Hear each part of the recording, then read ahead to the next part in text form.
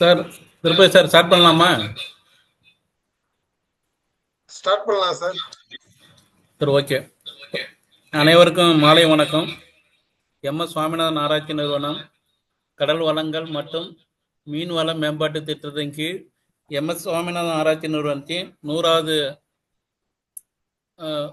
பிறந்த நாளை முன்னிட்டு 100 வெபினார் வந்து கண்டக்ட் பண்ணணுன்ட்டு முடிவு பண்ணியிருக்கோம். அதில் வந்து பார்த்தீங்கன்னா நம்மளோட இந்த வெபினார் வந்து 5வது வெபினாரு.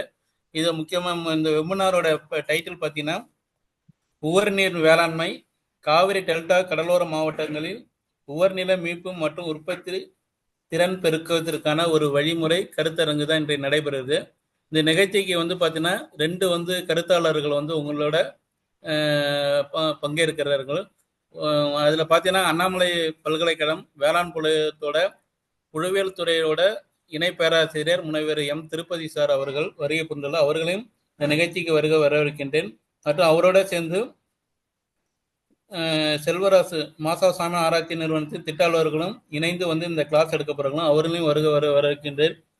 மற்றும் இந்த நிகழ்ச்சிக்கு வந்து வருகை புரிந்துள்ள கடலோர மாவட்ட விவசாயிகள் மற்றும் மீனவர்கள் மற்றும் சுயோதி குழுக்கள் மற்றும் பல கல்லூரி மாணவர் மாணவியர்களும் கலந்து கொண்டுள்ளார். அவர்களையும் இந்த நிகழ்ச்சியின் சார்பாக வரவேற்கின்றேன்.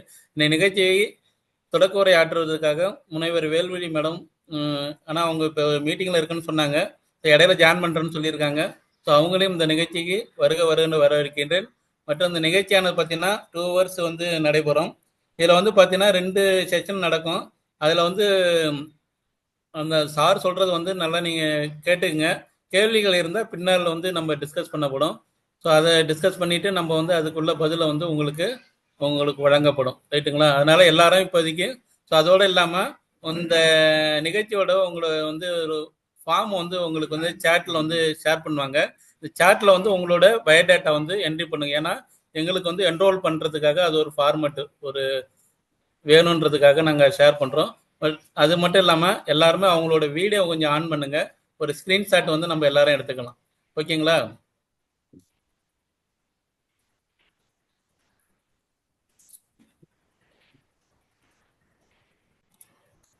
சலாம் சார், ஸ்க்ரீன்ஷாட் எடுத்துருங்க. Okay sir. சேட்ல ஷேர் பண்ணிட்டீங்களா? சேட்ல வந்து லிங்க் போட்டிருக்கேன் சார். சரி, ஓகே சார். அதில் டவுட்டுன்னா எங்கள் டீம் இருக்காங்க, அவங்க வந்து உங்களுக்கு வந்து வழிகாட்டுவாங்க. ஓகேங்களா? சரி, நம்ம இப்போ இமீடியட்டாக நம்ம கருத்தரங்கு போயிடலாம். ஓகேங்களா சார்? உங்களை பற்றி ஒரு செல்ஃப் இன்ட்ரடக்ஷன் கொடுத்துட்டு நீங்கள் ஷேர் பண்ணுங்க சார். இந்த ஸ்லைட் ஷேர் ஆகல, கொஞ்சம் ரெக்வெஸ்ட் கொடுத்துருக்கேன். ஓகே சார், ஹோஸ்ட் பண்றேன் சார். ஹோஸ்ட் பண்ணணும். அனைவருக்கும் வணக்கம். என்னோட பெயர் வந்து முனைவர் மோ திருப்பதி. நான் வேளாண் புலத்துல வந்து ஒரு 23 ஆண்டு காலமாக ஆசிரியராக பணிபுரிந்து வருகிறேன். எனக்கு வந்து எம்எஸ் சாமிநாதன் ரிசர்ச் ஃபவுண்டேஷனுக்கும் ஏறக்குறைய ஒரு 15 வருஷம் ஒரு நல்ல ரிலேஷன் இருக்கு.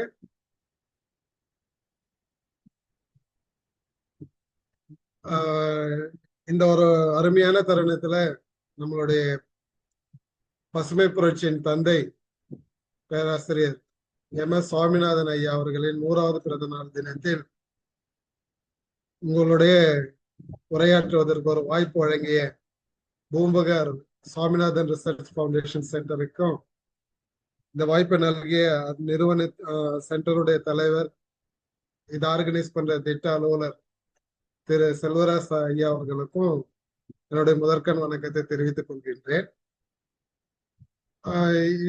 இன்றைய காலகட்டத்துல வந்து பாத்தீங்கன்னா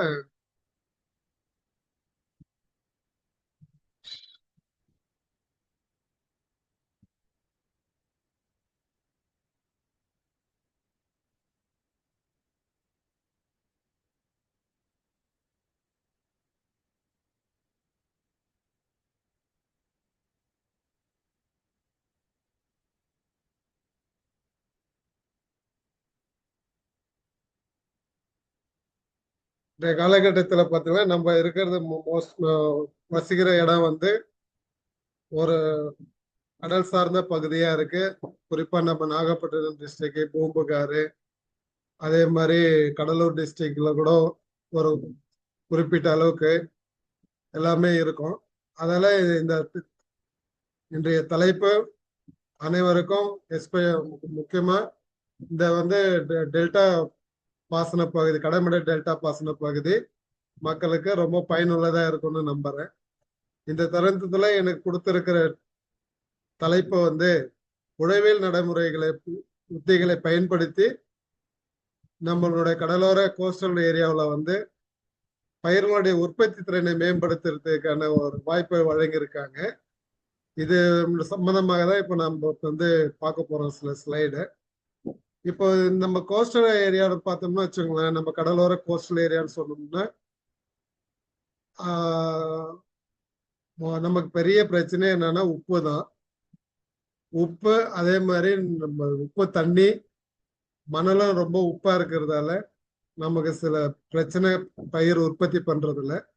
ஏன்னா பொதுவாகவே எல்லாமே உப்பு கொஞ்சம் எல்லாத்துக்குமே கெடுதல் தான். அதெல்லாம் நம்ம என்ன பண்றோம்னா அந்த உப்பு மேலாண்மை எப்படி பயன்படுத்துறது அப்படின்றத பத்தி தான் இப்போ நம்ம பார்க்க போறோம். இப்போ இதுல நம்ம பார்த்தீங்கன்னா இந்தியாவில் பார்த்தீங்கன்னா நம்ம தமிழ்நாட்டுல மட்டும் இல்லை, இது ஆல் ஓவர் இந்தியாவில் பார்த்தோம்னா ஏறக்குறைய ஒரு 7 மில்லியன் ஹெக்டேர் அளவுக்கு இந்த மாதிரி உவர் நிலம் இருக்கு, உப்பால அஃபெக்ட் பண்ண நிலங்கள் இருக்கு. அந்த 7 மில்லியன் ஹெக்டேர்ஸ்னுடைய லேண்ட்லயும் பார்த்தோம்னா கம்ப்ளீட்டா ரெண்டா பிரிக்கிறாங்க. ஒரு 3 ஹெக்டேர் சலைன் உவர் நிலமும், இன்னொரு 3 மில்லியன் ஹெக்டேர் கொஞ்சம் உப்பு நிலமாவும், உவர் நிலமும் உப்பு நிலமாவும் கேட்டகரைஸ் பண்றாங்க. அது நம்ம எப்படி கேட்டகரைஸ் பண்ணாலும் நமக்கு எல்லாமே ஒரு ஸ்லைடு தெரியுதுங்களா சார்? செல்வராஜ் சார். சார் தெரியுது சார் தெரியுது தெரியும் சார். கொஞ்சம் எல்லாத்தையும் போட்டுங்க. எல்லாம் இது பண்ணல.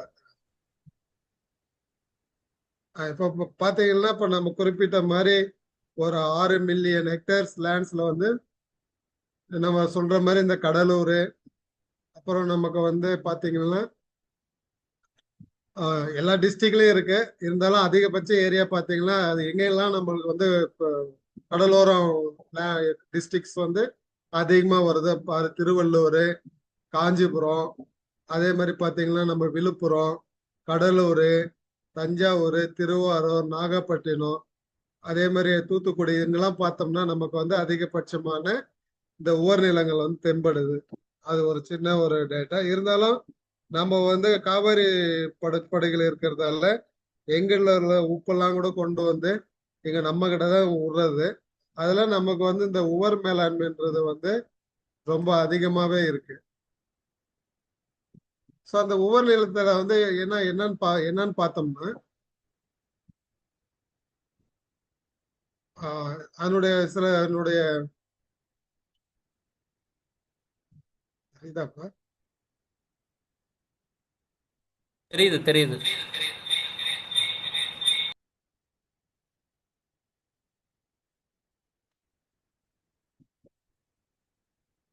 ஸ்லைடு போவாங்க.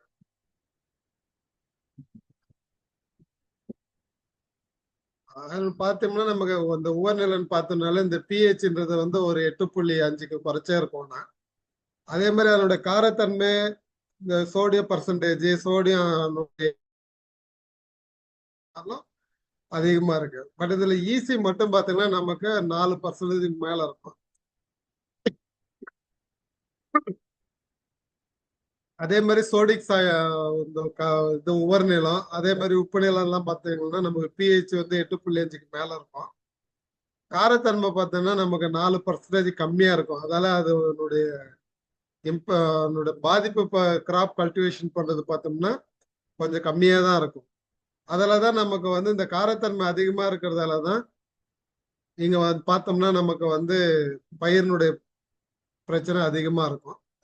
இது ஏன் இந்த மாதிரி உவர் நிலம் அதிகமா வருதுன்னு பார்த்தீங்கன்னா 3 ரீசன் நம்ம வல்லுநர்கள் குறிப்பிடுறாங்க. ஒண்ணு வந்து கடல் தண்ணி வந்து நமக்கு உள்ள வர்றது, அதுக்கு நிறைய ரீசன் இருக்கு. போதிய மழை இல்லாதால தண்ணி வருது, இல்ல நிறைய ஆஹ், ஆஹ், நிலத்தடி நீரை வந்து மிஸ்யூஸ் பண்றதால நம்ம நம்ம டெல்டா பக்கம் உள்ள இடத்துல வந்து எல்லா இடத்துலயும் தண்ணி குறைஞ்சிட்டே தான் வருது. இப்போ ஃபர்ஸ்ட் வரும்போது நம்ம கடல் பக்கத்துல இருக்கிறதால கடல் தண்ணி ஃபர்ஸ்ட் நமக்கு தான் உள்ள என்ட்ரி ஆகுது. நமக்கு என்ட்ரி ஆயிட்டா அப்படியே கொஞ்சம் தூரம் வரைக்கும் போயிட்டு தான் இருக்கு. பட் போறது அப்படியே போயிட்டே இருக்கு. அது திரும்பி மழை வரும்போது திரும்பி அந்த தண்ணியை வந்து திரும்பி கொண்டு வந்து கடலுக்கு விட்டுருது. ஒவ்வொரு தண்ணி அந்த ஒவ்வொரு தண்ணி கடலுக்கு விட்ட பிறகு திரும்பி ட்ரை ஆகும்போது அப்படியே மூவ் ஆகுது. ரெண்டாவது நமக்கு பார்த்தோம்னா நமக்கு மேல இருக்கிற தண்ணி தவிர கீழே இருக்கிற தண்ணி எல்லாமே உப்பா இருக்கிறதால அந்த உப்பு தண்ணி வந்து நம்ம தண்ணி விவசாயத்துக்கு பயன்படுத்தும் போது அது ஒரு காரணம்னு சொல்றாங்க. மூணாவதா பாத்தீங்கன்னா நமக்கு எப்போதுமே ஒவ்வொரு வருஷமும் நமக்கு நடக்கிறது தான் தண்ணி தேங்கி நிக்கிறது, ஃப்ளட்னு சொல்றோம் இல்லையா? வெள்ளம் வந்து நம்ம எல்லாமே கடமடையில இருக்கிறதால எங்க ஈரோடுல மழை வந்தாலும் இந்த ஈரோட்ல இருக்கிற தண்ணியும் இங்க வந்துதான் நம்ம கிட்ட தேங்கி நிற்கும். அப்ப அது ஈரோட்ல இருந்து தண்ணி தேவை நடந்து வருதுன்னு வச்சுக்கோங்க. அது ஒவ்வொரு நிலத்து மேலேயும் தொட்டு தொட்டு தான் நம்ம கிட்ட வந்து ரீச் ஆகுது. அப்ப இந்த வழிநெடுக்க எங்கெங்க என்னென்ன உப்புங்கள்லாம் இருக்கோ அந்த உப்பெல்லாம் தண்ணியில கரைஞ்சி அது வந்து நம்ம கிட்ட இங்க தேங்கி நிற்கும் போது இருக்கிற பிரச்சனையோட இன்னும் கொஞ்சம் பிரச்சனை நம்ம வந்து பாக்குறோம். ஸோ அது அது அது ஸோ அந்த மாதிரி மழை காலத்துல வந்து தண்ணி தேங்கி நிக்கிறதெல்லாம் பார்க்கறோம். இப்போ நம்ம எப்பப்பெல்லாம் ரொம்ப அதிகமான இந்த உப்பினுடைய உவர்த்தன்மையை வந்து ஃபேஸ் பண்றதுக்கு இது ஒரு நல்ல படம். நான் வந்து வெபினார்ன்றதெல்லாம் எல்லாமே இங்கிலீஷ்லயே ரெடி பண்ணிட்டேன். அது கொஞ்சம் எல்லாரும் மன்னிச்சுக்கோங்க. இல்லாட்டியே தமிழ்லே கொஞ்சம் நல்லா எடுத்திருக்கலாம். இருந்தாலும் முடிஞ்ச அளவுக்கு தமிழ்ல நான் ட்ரை பண்ணி சொல்றேன். ஏதாவது ஐயப்பாடுகள் இருந்ததுன்னா நீங்க அப்பப்போ கூட கேட்கலாம், இல்ல கடைசியில கூட கேட்கலாம். ஒன்றும் தவறு இல்லை. நல்ல மழை வரும்போது தண்ணி தேங்கி நின்னா நமக்கு மேல வந்து உப்பு படியுது. இல்ல சார் தண்ணிலாம் தேங்கி நிக்கல, நம்ம கிட்ட நல்ல மழை தானே இருக்குனாக்கா கண்டிப்பா நல்ல மழை வரும்போது மேல படிஞ்சிருக்கிற தண்ணி எல்லாமே என்ன ஆகுதுன்னா மேல படிஞ்சிருக்கிற இந்த உப்பு எல்லாமே தண்ணி மூலியமா கீழே போயிடுது. சரி, கீழே போயிட்ட உடனே நமக்கு அந்த மழை காலத்துல வந்து கொஞ்சம் இந்த உவர்த்தன்மை வந்து கொஞ்சம் குறைஞ்சிரும். சரி, உவர்த்தன்மை குறைஞ்சிடுச்சு, இது நம்ம பயிர் பண்ணிட்டே இருக்கோம்ட்டாக்கா மழை நின்று போன உடனே என்ன ஆகும்? ஆட்டோமேட்டிக்கா வந்து ஏதோ ஆவியாதல் நடக்கும். நீர் ஆவியாதல் நடக்கும்போது என்ன ஆகணும்னா நம்ம கிட்ட ஆல்ரெடி பார்த்தோம்னா ரொம்ப கிளியர் மண்ணாலாம் இருக்காது. அந்த பொதுவா பார்த்தோம்னா இந்த கடற்பகுதியில அப்படியே ரொம்ப நம்ம களிமண்ணா இருந்தாலும் வெடிப்பு வரும். அப்போ நிறைய வெடிப்பு வர்றதெல்லாம் என்ன ஆகுதுன்னா திரும்பி கீழே இருக்கிற தண்ணி வந்து திரும்பி வந்து ஆவியாகும். அப்போ கீழே இருக்கிற தண்ணி ஆவியாகும் போது தண்ணி உப்பு ரெண்டும் சேர்ந்து மேல வரும். எப்போ அந்த தண்ணி வந்து ஆவியா மாறுதோ, அதாவது நம்ம மண்ணினுடைய மட்டத்துக்கு வந்து அந்த சர்ஃபேஸ்க்கு வந்த உடனே ஆவியாகன உடனே அதுல இருக்கிற சால்ட் எல்லாமே நமக்கு திரும்பி மேல் மண்ணுல தான் டெபாசிட் ஆகும். தண்ணி மட்டும் எஸ்கேப் ஆயிடும், மண்ணுல இருந்து வளிமண்டலத்துக்கு போயிடும். ஸோ இந்த மாதிரி ரீசன் காலத்துலன்னு பார்த்தோம்னா நமக்கு நிறைய உப்பு படிமானங்கள் நடந்தது. அப்போ ஒண்ணு வந்து கடல் தண்ணி உள்ள வருது, ரெண்டாவது வந்து இருக்கிற தண்ணி தேங்கி நிக்கிறதால நமக்கு உப்பு வருது, மூணாவது வெய்ய காலத்துல பார்த்தோம்னா உள்ள போன உப்பு தண்ணி வருது, இல்ல திரும்பி இன்னொரு மழை வருது, தேங்கி இருந்த உப்பு எல்லாம் கீழே போயிடுச்சுனாலும் அந்த உப்பு நீராவிதன் மூலமாகவும் நமக்கு திரும்பி மேல வரும். அப்ப பார்த்தோம்னா நம்ம மழை காலத்திலயும் உப்புக்கு அதிக வாய்ப்பு இருக்கு, வெயில் காலத்திலேயே உப்பு படிமானம் நம்ம கிட்ட அதிகமா இருக்கு. ஸோ இந்த மாதிரி இருக்கிறதால நமக்கு என்ன சார் பிரச்சனை அப்படின்னு பார்த்தோம்னா வச்சுங்களேன், உப்பு வந்து மேல நல்ல ஒரு படுகை மாதிரி நமக்கு சேர்ந்துருங்க. உப்பு படுகை மாதிரி சேர்ந்த பிறகு பார்த்தோம்னா அது நமக்கு வந்து ஒரு மண் போர்வை மாதிரி தான் நிக்குது. அப்ப அந்த மண் போர்வை மாதிரி நிக்கிறோம்னா அப்ப அதிக நேரம் வந்து தண்ணி வந்து என்ன பண்ணுதுன்னா அது மேல வந்து தேங்கி நிக்குது. அப்ப தேங்கி நிக்கிறதால இருக்கிற பயிர் அழுகி போகுது, இல்ல ரொம்ப திரும்பி உப்பு அதிகம் இன்னும் கொஞ்சம் கூடி போகுது. சரி, திரும்பி பார்த்தோம்னா நான் தண்ணி தேங்கி நிக்குது, உப்பு நிறைய நம்ம மண்ணுல வந்து டெபாசிஷன் ஆகுதுன்னா நம்மளுடைய மண்ணினுடைய கடினத்தன்மை, அதாவது நம்ம பார்த்தோம்னா இதை வந்து என்னன்னு சொல்லுவாங்கன்னா சயின்டிபிக்ல இந்த பல்க் டென்சிட்டி, அதனுடைய மண்ணுடைய சாஃப்ட்னஸ், அதனுடைய ஒட்டும் தன்மை, பிடிமானம், மண்ணை ஷேப் பண்றது எல்லாமே மாறி போயிடும். ஏன்னா இந்த பல்க் டென்சிட்டி பார்த்தோம்னா ரொம்ப அதிகமாயிடும், நல்லா இறுக்கமா ஆயிடும். ஸோ அதெல்லாம் என்ன ஆகுதுன்னா சில நேரத்துல நம்மளால அது நிலத்தை வந்து உள்றது கூட கஷ்டமாயிடுது. திரும்பி நம்ம நிலமே உள்றது கஷ்டமா இருக்கும்போது நம்ம விதை வந்து போட்டோம்னா அந்த சின்ன அந்த ரூட் வந்து பயிர்களுடைய வேர் வந்து மண்ணுள்ள நுழையிறதுக்கு ரொம்ப கஷ்டமா இருக்குது. இல்ல சார் நம்ம தண்ணி தான் விட்டுருக்கோம், நம்ம வந்து சீடு சோ பண்ணிட்டோம் அப்படின்னு பார்த்தோம்னா விதைச்ச பிறகு பார்த்தோம்னா விதை மேல அப்படியே ஒரு இன்னொரு உப்பு படிமானம் வந்துடும். உப்பு படிமானம் வந்துடுச்சுன்னா என்ன ஆகும்னா விதை முளைக்க முடியாது. முளைச்சாலும் மேல உப்பு தண்ணி அந்த உப்பு படுறதால அது கருகி போயிடும். இல்ல சார் அதெல்லாம் இல்ல, இப்போதான் பயிர் நம்ம கிட்ட வந்து இன்னொரு ஸ்டேஜ் இல்ல சார், என் நிலம் வந்து சோ பண்ற நல்ல கண்டிஷன் இல்லை, இந்த பயிர் ஆயிட்டு அப்படின்னாலும் நல்ல பயிர் பருவத்துல பயிர் இருந்தாலும் சரி, இந்த உப்பு நிலத்துல வந்து படுகிறதெல்லாம் என்ன ஆகும்னா பயிரால போதிய அளவு தண்ணியும் அதனுடைய மண்ணுல இருக்கிற சத்தையும் கிரகிக்க முடியாது.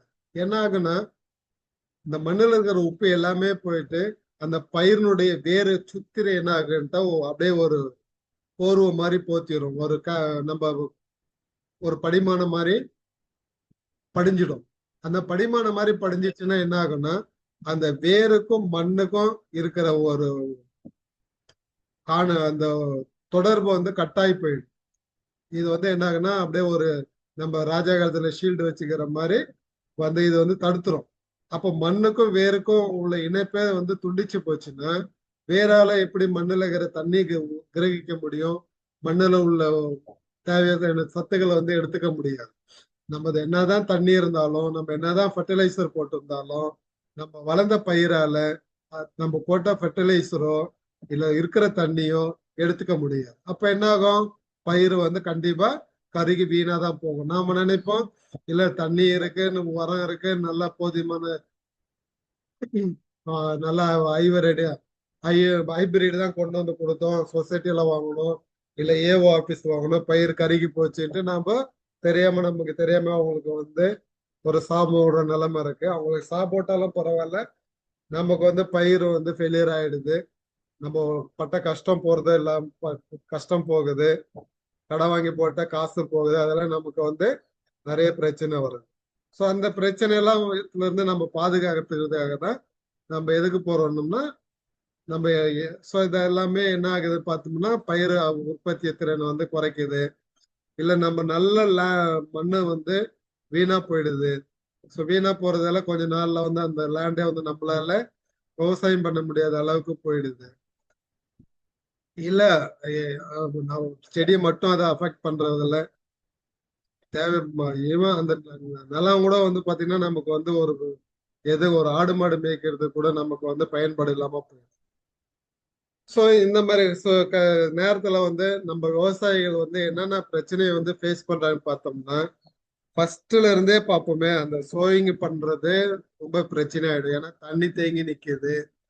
அதால என்ன பண்ணலாம், குறிப்பிட்ட நேரத்துல வந்து லேண்டை வந்து உழவ முடியாது, லேண்டை வந்து நமக்கு தயார் பண்ண முடியாது. ஏதோ விதை விதைக்கிறதுக்கோ இல்ல நெல் பிளான்டிங் பண்றதுக்கு போனா கூட எவ்வளவு தண்ணி அதிக அளவுக்கு மீறி தண்ணி இருந்ததுன்னா நம்மளால படுலிங் பண்ண முடியாது. அதே மாதிரி நல்ல சீடை கொண்டு போயிட்டு நம்ம மண்ணுல போட்டா கூட கண்டிப்பா அந்த விதை வந்து வீணா போயிடும், அழுகி போயிடும்.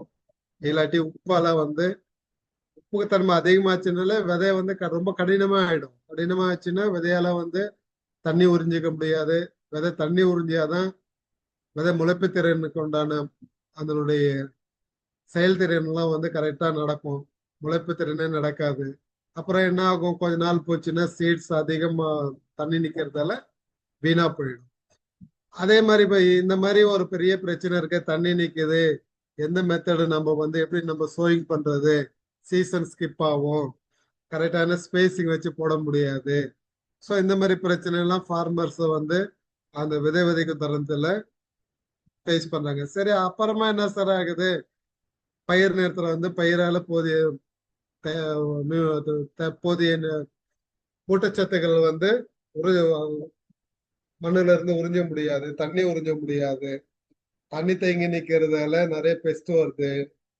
அதே மாதிரி நோய்கள் நிறைய தாக்குது. கரெக்டான நேரத்துல ஒரு களை எடுக்க முடியாது. இல்ல செத்து போன இடத்துல பயிர் திரும்பி நடலாம்னா அதுவும் பண்ண முடியாது. இந்த மாதிரி பிரச்சனை எல்லாம் வருது. சோ இந்த மாதிரி ஃபர்ஸ்ட்லயே இவ்வளவு பிரச்சனை வர்றதால என்ன ஆகுதுன்னா, நம்ம வந்து நடும்போது பார்த்தோம்னா அறுவடை டைம்ல பார்த்தோம்னா கரெக்டான நேரத்துக்கு அறுவடை வராது. இல்ல செத்து திரும்பி நம்ம பயிரை முளைக்க வைக்கிறதால லேட்டா அறுவடை வரும். லேட்டா வரும்போது அந்த பயிர் வந்து மழையில மாட்டோம். இல்லாட்டி நமக்கு தேவை எல்லாரும் அறுத்துருவாங்க, நம்ம பயிர் மட்டும் சென்ட்ல நிக்கும். அப்ப பார்த்தோம்னா நிறைய ஆடு மாடு பிரச்சனை வரும். இல்ல நம்ம குட்டி நிலத்துக்கு மட்டும் அறுவடைக்கு மிஷின் வர மாட்டோம். அப்ப திரும்பி நமக்கு அந்த மாதிரி பிரச்சனை எல்லாம் நம்ம வந்து ஃபேஸ் பண்ண வேண்டியதா இருக்கு அறுவடை டைம். ஸோ இது போக பாத்தீங்கன்னா நமக்கு போதிய வந்து விவசாயம் பண்றதுக்கு லேபர் கிடைக்க மாட்டாங்க. ஏன்னா இப்ப பார்த்தோம்னா நிறைய வந்து நம்ம வந்து எல்லாத்துக்கும் மெஷின் தான் வந்து டிபெண்ட் பண்றோம். ஏன்னா போதிய லேபர் விவசாயத்துக்கு கிடைக்கிறது கிடையாது. ஆட்கள் கிடைக்கிறதால அந்த ஒரு பிரச்சனை வரும். ஸோ இந்த பிரச்சனை எல்லாம் ஓவர் கம் பண்றதுக்காக தான் நம்ம என்ன பண்றோம்னா, இதெல்லாம் எப்படி கம்மி பிரச்சனைகளை குறைச்சு எப்படி மகசூலை வந்து உற்பத்தி திறன் ஒவ்வொரு நிலத்துல பண்றோன்றதுக்காக 3 வழிமுறைகள் பண்றாங்க. ஒண்ணு வந்து உழவு முறைகள். ஸோ இந்த உழவு முறைகள் பத்தி எது பார்க்குதுன்னா முழுக்க முழுக்க பயிர் உற்பத்தி இப்போ நடைமுறைகள் எப்படி விதை விதைக்கிறது, எந்த மாதிரி விதை எடுக்கிறது, எந்த மாதிரி கிராப் எடுக்கிறது, எந்த மாதிரி மெத்தட் நம்ம சோவ் பண்றது, எப்போ இரிகேஷன் பண்றது, எப்போ உரம் போடுறது, இப்போ இது எல்லாமே வந்து கல்ச்சுரல் விவசாய உற்பத்திகள் சொல்றோம். அது போக சிலது வந்து பார்த்தோம்னா சில இயந்திர முறைகள்ல வச்சு கொஞ்சம் இந்த ஃபோர்ஸ் எல்லாம் வச்சு பண்றோம். அப்படின்னா நிலப்பருவ பண்றது, இல்ல நல்ல தண்ணி வடிக்கிறதுக்கு வடிகால் வசதி அமைக்கிறது, இல்ல உப்பு நிறைய படிஞ்சிடுச்சிங்கன்னா அந்த உப்பெல்லாம் வந்து சுரண்டி எடுக்கிறது.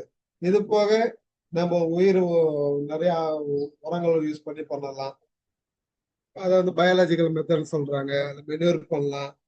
இல்ல எப்படி தழைகளை வச்சு கண்ட்ரோல் பண்ணலாம். இல்ல இது பயோ ஃபர்டிலைசர் வச்சு எப்படி இதை வந்து உவர் நிலத்தை வந்து மேம்படுத்தலாம். இதெல்லாம் பண்றதுக்கு ஒரு பயாலஜிக்கல் மெத்தட் 3 முறை கொண்டு வராங்க. இருந்தாலும் நம்ம பார்த்தோம்னா இது எல்லாத்தையும் சேர்த்து நம்ம வந்து இந்த உவர் நிலத்தை வந்து ஒருங்கிணைந்த முறையில மேம்படுத்துறதுக்கு என்னென்ன வழிமுறைகள் இருக்குன்றதுதான் இதுல சொல்றாங்க. அதே தான் ஒண்ணுல வந்து மெக்கானிக்கல் மெத்தட்ல பிசிக்கல் மெத்தட்னு பாத்தீங்கன்னா இந்த உப்பை வந்து சுரண்டி எடுக்கிறது, லேண்டை வந்து நல்லா லெவல் பண்றது. இப்பெல்லாம் வந்து லேண்டை வந்து சமப்படுத்துறது வந்து ரொம்ப ஈஸி ஆயிடுச்சு. ஏன்னா இந்த லேசர் லேண்ட் லெவலர் ஒரு நல்ல ஒரு லெவலர் எக்யூப்மெண்ட் வந்து மிஷினரிஸ் வந்திருக்கு. அந்த மிஷினரிஸ் வச்சு நம்ம லேண்ட் லெவல் பண்ணிட்டோம்னா கரெக்டான டெப்த்ல வந்து தண்ணி நிற்கும். அதே மாதிரி எக்ஸஸ் தண்ணிலாம் வந்து நம்ம நிலத்துல இருந்து வெளியே போயிடும். அப்புறமா பாத்தீங்கன்னா இந்த தண்ணி வந்து சால்ட் மேல வந்து நிறைய சால்ட் படிந்ததால தான் தண்ணி தேங்கி நிக்குதுன்னு நம்ம சொல்றோம் இல்லைங்களா. ஸோ அதை வந்து குறைக்கிறதுக்காக சப்சாயில் ப்ளோவிங்னு ஒரு ப்ளோ இருக்கு, சிசல் ப்ளோன்னு ஒரு ப்ளோ இருக்கு. அதை வச்சு நம்ம கீழே உள்ள ஒரு லேயரை வந்து உடைச்சிடுறோம். மண்ணுக்கு கீழே உள்ள லேயரை வந்து உடைச்சிடுறோம். அதெல்லாம் வந்து பாத்தீங்கன்னா பிசிக்கல் மெத்தட் சொல்றாங்க. கெமிக்கல் மெத்தட்ல வந்து நம்ம ஜிப்ஸ் அப்ளை பண்ணலாம். இப்பெல்லாம் பார்த்தோம்னா சாயில் கண்டிஷனர்ன்றது நிறைய இருக்கு. ஹியூமிக் ஆசிட்ஸ் இருக்கு, இல்ல மொபிலைசர் இருக்கு, ஸ்டெபிலைசர்ஸ் இருக்கு. சாயில் கண்டிஷன் பண்றதுக்கு பயோ பொட்டாஷ், இந்த மாதிரி நிறைய கெமிக்கல்ஸ் எல்லாம் யூஸ் பண்ணி நம்ம வந்து பண்ணலாம். அதே மாதிரி ஹைட்ராலிக் பாத்தீங்கன்னா நல்ல தண்ணியை வச்சு நம்ம நிலத்துல உப்பை வந்து தள்ளலாம். திரும்பி அந்த தண்ணி எங்க போகும்னா நமக்கு ஒன்றும் பிரச்சனை இல்லை. நம்ம கடலோரத்தில் இருக்கிறதால கண்டிப்பா வடிகால் மூலியமா விட்டோம்னா அது கடலுக்கு போய் சேர்ந்துட போகுது. இல்ல இரிகேஷன் மெத்தட்ஸை வந்து நம்ம இம்ப்ரூவ் பண்ணலாம். இல்ல சார் உப்பாதான் இருக்கு, நான் வந்து தென்னை மரம் போட்டிருக்கேன், இல்ல தக்காளி செடி போட்டிருக்கேன், இல்ல கத்திரிக்காய் செடி போட்டிருக்கேன், இல்ல காட்டன் போட்டிருக்கேன், இல்ல மக்காச்சோளம் போட்டிருக்கோம்னா நம்ம வந்து ட்ரிப் மெத்தட் ஆஃப் இரிகேஷன் வச்சு பயன்படுத்தலாம். அப்ப ட்ரிப் ஸோ அந்த மாதிரி இம்ப்ரூவ்மெண்ட் மெத்தட்ஸ் எல்லாம் பண்ணலாம். இல்ல சார், என் நிலம் வந்து ரொம்ப உப்பா போச்சு, நான் என்ன பண்றதுன்னு தெரியல, என்னால வந்து விவசாயமே பண்ண முடியலன்றதுன்னா ரொம்ப ரொம்ப சுலபமான வேலை உள்ள ஒரு பயிர் இருக்கு, அதான் மரப்பயிர். மரப்பயிரை வந்து நம்ம பயிரிடுறதால பெரிய செலவாக போறது இல்ல. என்ன கொஞ்சம் வந்து ரிட்டர்ன் லேட்டா கிடைக்கும். நான் கிடைக்கிற ரிட்டர்ன் வந்து நமக்கு லம்சமா கிடைக்கிறதால நம்ம நல்லா அந்த பணம் வந்து நமக்கு யூஸ்ஃபுல்லாவே இருக்கும். அதெல்லாம் நம்ம பேசாம போயிட்டு மரத்தை நட்டுடலாம். இந்த மரம் நடுறதுக்கும் சில டெக்னிக்ஸ் எல்லாம் இருக்கு, அதையும் நம்ம இப்ப பார்க்கலாம். ஸோ என்னோட இந்த ஒருங்கிணைந்த விவசாய உற்பத்தி திறன்களை தான் இப்ப நம்ம ஒண்ணு பை ஒண்ணா பார்க்க போறோம். ஸோ பாத்தீங்கன்னா நம்ம என்னென்ன கிராப் வந்து பயிர் செய்யறோம்னு பார்த்தீங்கன்னா, நம்ம வழக்கமா ரைஸ் தான் குரோ பண்றோம். இப்ப ரைஸ்ல பாத்தீங்கன்னா Trichy 3, Trichy 5, ADT 45, Coimbatore 43, Annamalai university variety 1 GSR, AU GSR இப்போ ரீசெண்டா அதை ஐடென்டிஃபை பண்ணி ஃபெமிலரைஸ் பண்ணிட்டு வராங்க அண்ணாமலை யூனிவர்சிட்டி. அதே மாதிரி காரைக்கால் 1, விட்டால 1 to 5. இந்த வெரைட்டி எல்லாமே நம்ம சலைனுக்கு வந்து ஒரு ஊர் நிலத்துக்கு மிகவும் உகந்த ரகங்களாக பரிந்துரை பண்றாங்க. அதே மாதிரி நம்ம ராகில பார்த்தோம்னா, கேழ்வரகுல பார்த்தோம்னா பையூர் 1, பையூர் 2 ரகம் 2, திருச்சி ரகம் 1, கோயம்புத்தூர் 9, கோயம்புத்தூர் 13. இந்த வெரைட்டி எல்லாமே நமக்கு பயனுள்ளதா இருக்கு. அதே மாதிரி நம்ம பச்சை பயிர் பார்த்தோம்னா பூசா கோல்டுன்றது ஒரு நல்லா இருக்கு. அதே மாதிரி கம்பு பார்த்தோம்னா யூசிசி 17ன்றது நல்லா இருக்கு. நாம மெய்ஸ் பார்த்தோம்னா மக்காச்சோளம் பார்த்தோம்னா கோயம்புத்தூர் ஹைபிரிடு இந்த மக்காச்சோளம் 4 நல்லா இருக்கு. அதே மாதிரி சூரியகாந்தி பார்த்தோம்னா சன்ஃபிளவர் கோ 4, டிசி எஸ்ஹெச் ஹைபிரிட் 1, செசமம் கோ 1 இருக்கு. அதே மாதிரி காட்டன் பார்த்தோம்னா MC5, MC7 இந்த மாதிரி வெரைட்டிஸ் எல்லாம் வந்து நமக்கு நல்ல பயனுள்ளதா இருக்கு. ஸோ அதே மாதிரி நம்ம சாயில் மேனேஜ்மெண்ட்டை பார்த்தோம்னா சாயில வந்து பிஹெச் குறைக்கிறது தான் நமக்கு ஒரு பெரிய விஷயம். ஸோ அந்த பிஹெச் குறைக்கிறதுக்கு நம்ம என்ன பண்றோம்னா போயிட்டு வழக்கம் போல ஜிப்ஸை அப்ளை பண்றோம். எப்பவுமே நம்ம இந்த ஜிப்ஸை அப்ளை பண்ணும்போது அந்த ஜிப்ஸம் ரெக்குயர்மெண்ட்டை கால்குலேட் பண்ணி அதுக்கேற்ற மாதிரி தான் நம்ம அப்ளை பண்ணணும். வழக்கமா நம்ம சொல்லுவோம் 400 கிலோ ஜிப்ஸம் ஒரு ஹெக்டருக்கு போட்டா போதும் அப்படின்னு. அது வந்து ஒரு பிளாங்கெட் ரெக்கமெண்டேஷன் தான். பட் அதை வந்து நம்ம ரெகுலரா ஃபாலோ பண்றது அவ்வளவு உகந்தது அல்ல. அதால நம்ம மண் மாதிரி வந்து நம்ம மண் பரிசோதனை சென்டர்ல கொடுத்து அவங்க வந்து கால்குலேட் பண்ணி தருவாங்க, அது அந்த கொடுக்கலாம். இல்ல சார், நாக்கா நிறைய கிராப் நவதானியங்கள் போட்டு நல்லா வளர விட்டு அது பூக்கும் தருணத்துல மடிச்சு விடுறதாலும் நமக்கு வந்து அந்த உவர்த்தன்மை குறைக்கலாம். இல்ல சார், அதை நம்ம இன்னும் சீப்பஸ்ட் போலாம் அப்படின்னோம்னா நம்ம என்ன பண்ணலாம்னா டெய்ச்சா இருக்கு இல்லைங்களா, பசுந்தாள் பயிர். அந்த டெய்ச்சை வந்து ஏக்கருக்கு 25 to 30 கிலோ விதை எடுத்து அதை விதைச்சு அது பூக்கும் தருணத்துல மடிச்சு விட்டோம்னாலும் உவர்த்தன்மை குறையுது. இல்ல சார் அப்படின்னாக்கா இந்த டெலோனிக்ஸ், இந்த வாத நாராயணன் இல்ல டெலோனிக்ஸ் சொல்லுவாங்க இல்லையா, அந்த மரத்தினுடைய தழைகளை வந்து கலெக்ட் பண்ணி போட்டாலும் ரொம்ப எஃபெக்டிவா இருக்கும்.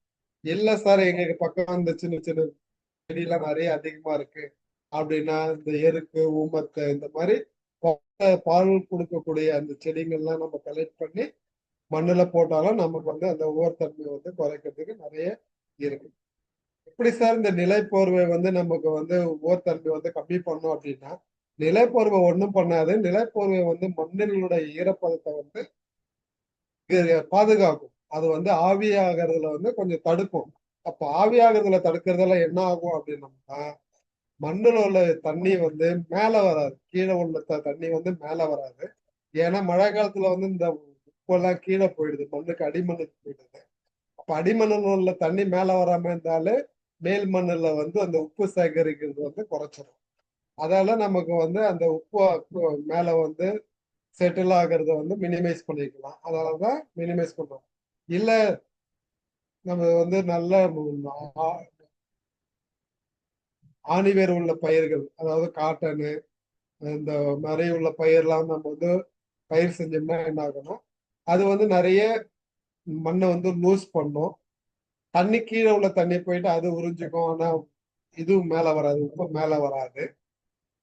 அந்த மாதிரி நம்ம பண்றதால சாயிலோட பிஹெச் தன்மையை வந்து குறைச்சிக்கலாம்.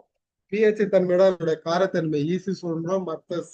மண்ணுல பார்த்தோம்னா ஈஸி வந்து கம்மியா தான் இருக்கு. பட் நம்ம ஒவ்வொரு நிலத்துல தான் வந்து பார்த்தோம்னா ஈஸி வந்து மோர் தென் 4 இருக்கு.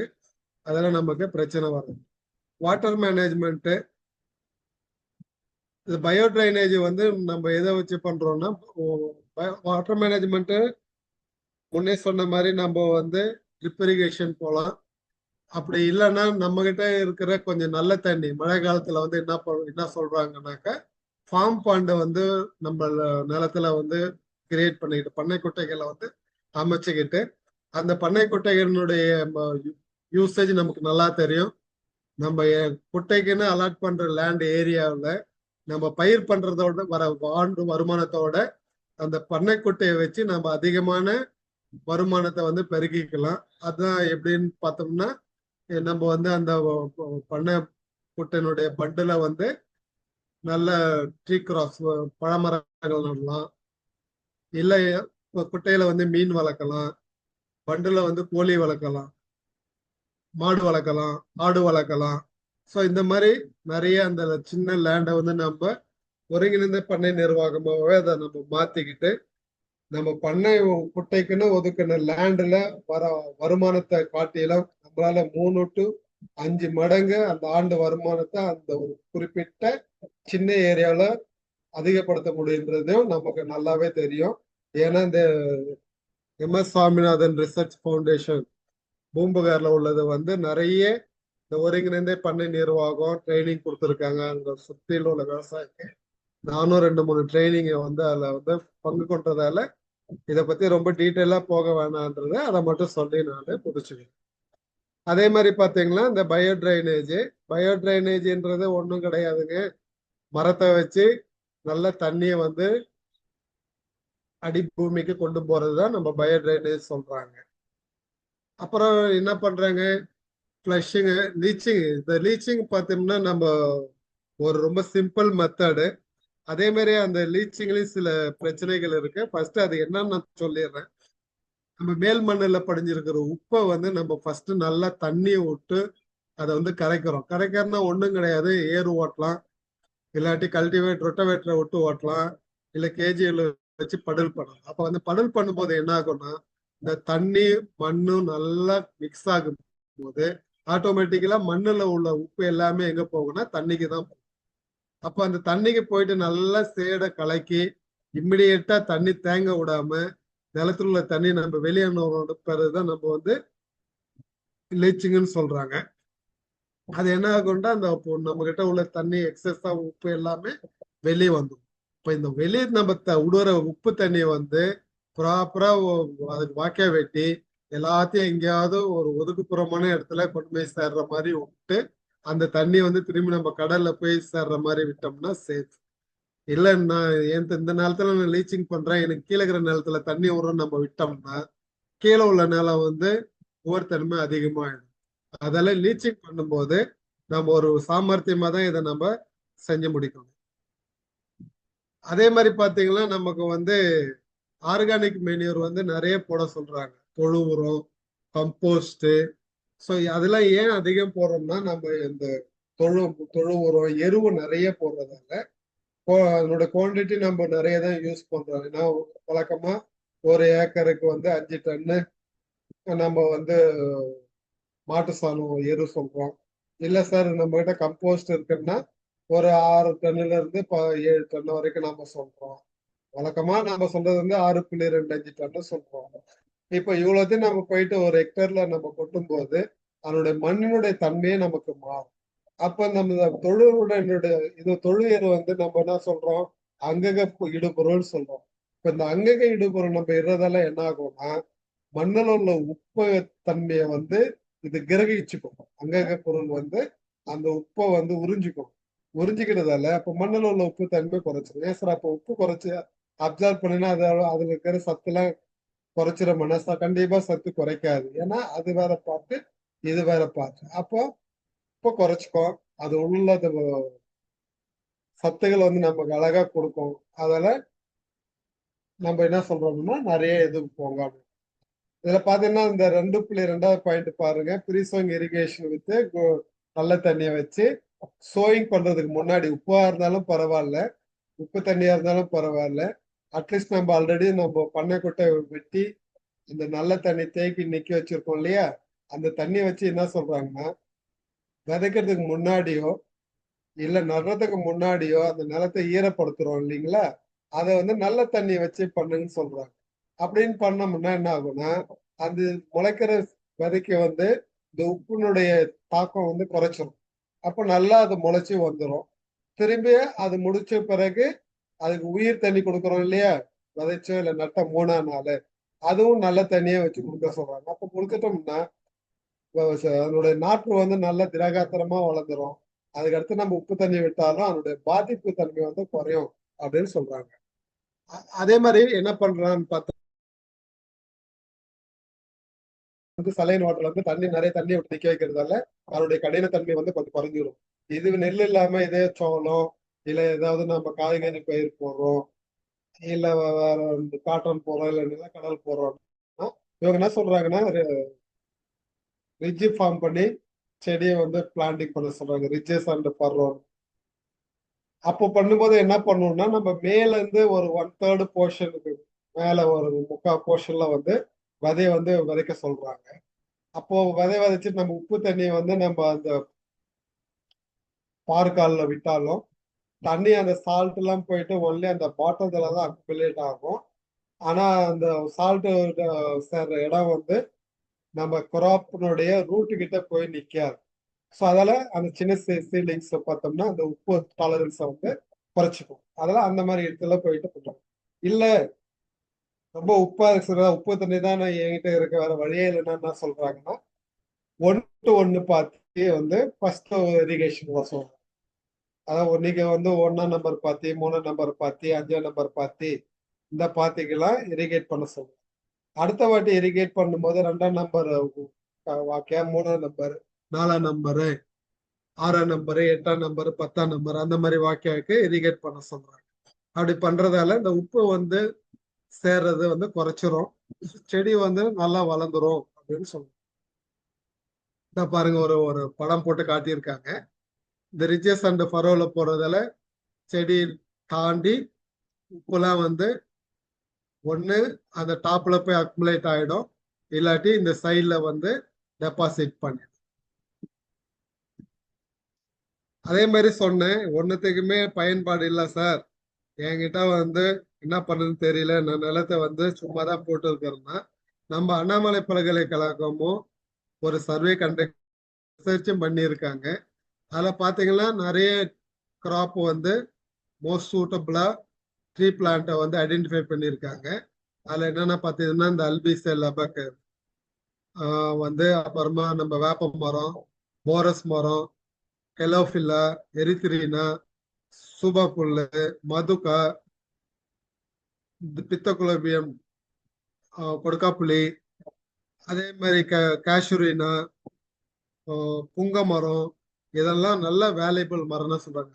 ஏன் இந்த மரத்தை வந்து நம்ம போக சொல்றோம்னா, எப்போதுமே ஒரு நிலம் வந்து எதுவுமே பயன்படுத்த முடியல, நம்ம ஒவ்வொரு நிலம் மட்டும் கிடையாது, ரொம்ப கல்லா இருக்கு, மேடு பள்ளமா இருக்கு, இல்ல ஒதுக்குப்புறமா இருக்கு, ஏதாவது ஒரு காரணத்துல நம்மளால அதை வந்து பயன்பாட்டு கொண்டு வர முடியலன்னாக்கா அந்த இடத்துல வந்து நம்ம மரம் நட்டோம்னா கண்டிப்பா இந்த மரம் வந்து அந்த நிலத்தை வந்து சீர்படுத்துது.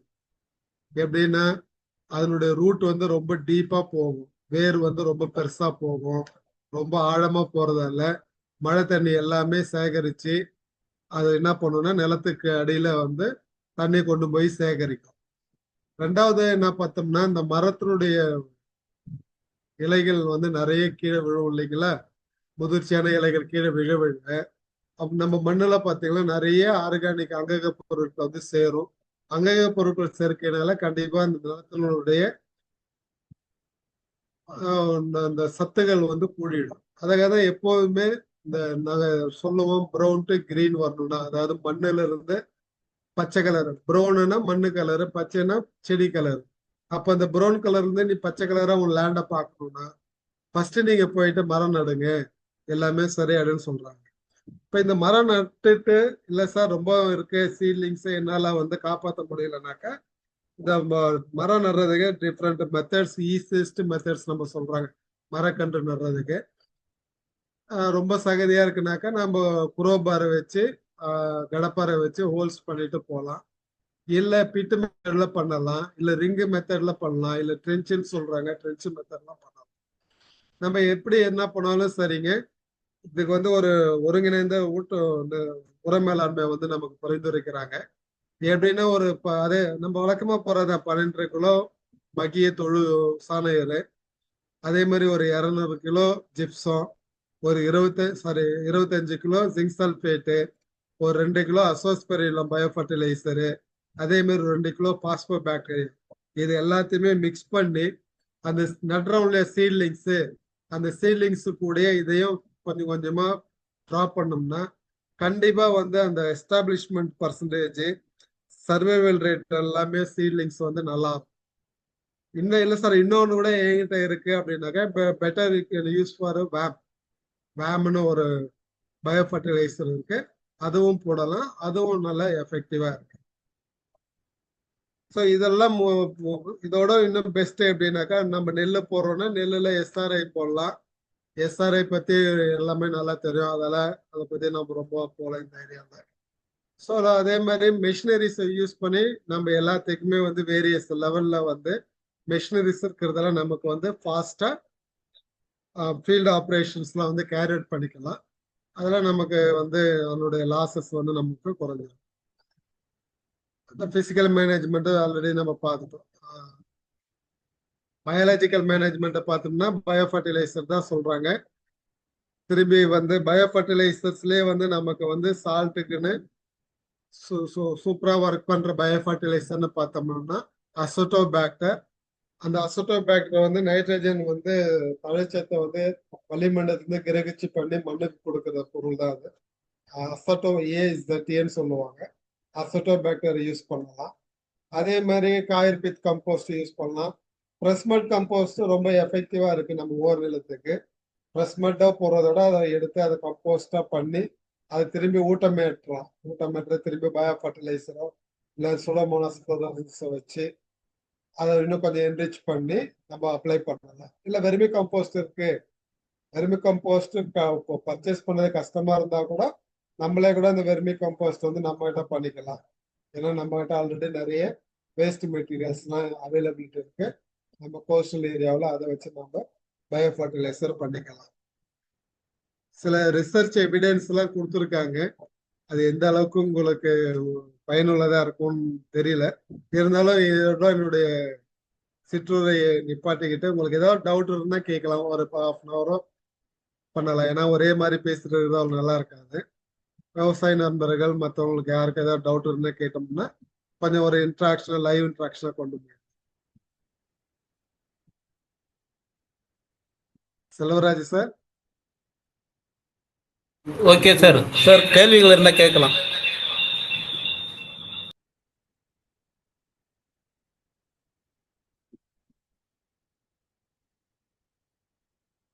யாருக்கும் எந்த கேள்வி இல்லைங்களா?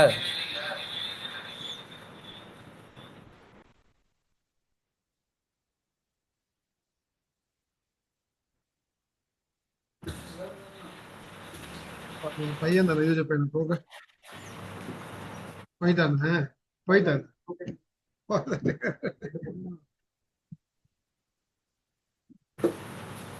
உங்களை இதை வேற யாருக்காவது உங்களோட எக்ஸ்பீரியன்ஸ் ஷேர் பண்ணிக்கலாம். எல்லாரும் இந்த ஒரு வெபினார் மூலயமா நம்ம தெரிஞ்சுக்கலாம். இல்ல சார் நாங்க இந்த மாதிரி பண்ணோம், வழக்கமா எம்எஸ் சாமிநாதன் ரிசர்ச் ஃபவுண்டேஷன் வந்தாக்கா விவசாயிகிட்ட இருந்தே எனக்கு நிறைய இன்ஃபர்மேஷன் கிடைக்கும்.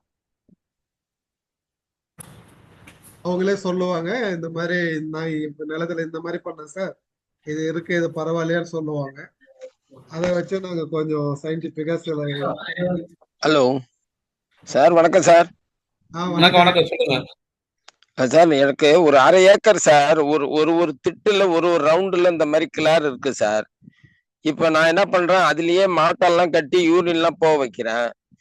அதுக்கப்புறம் வர பீரியட்ல அந்த அந்த கிளார் மாறுமாங்கிறதுக்கு இந்த மாட்டு சாணம், மாட்டு யூரின்லாம் அதே இடத்துல கட்டிக்கிட்டு வயல்லயே இருக்கிறதுனால அது கொஞ்சம் அந்த மண்ணோட மாற்றங்கள் அந்த கிளார் மாற வாய்ப்பு இருக்குமா சார்?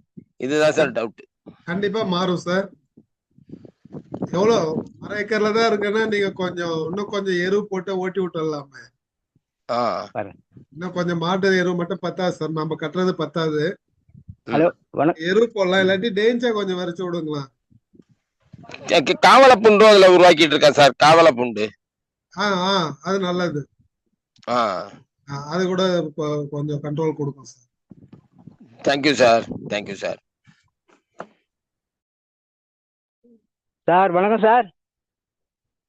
ஹலோ வணக்கங்க. சொல்லுங்க. சார், இப்ப நிலத்துல